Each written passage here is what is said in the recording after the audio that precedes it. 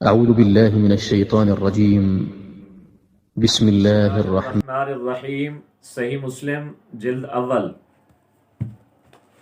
حدیث نمبر ہے 904 اور باب نمبر ہے 181۔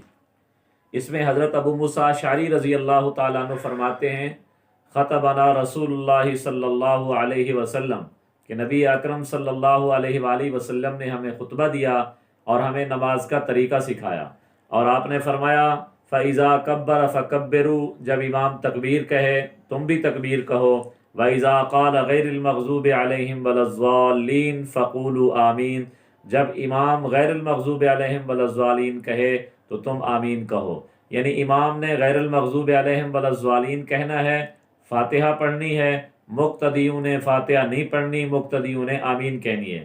اس کے بعد مزید اس حدیث کے اندر امام مسلم رحمۃ اللہ علیہ نے ایک اور اضافہ بھی کیا ہے، فحدیث ابو ہریرہ کہ اذا قرأ فانصتوا، کہ جب امام قرأت کرے تو تم خاموش رہو۔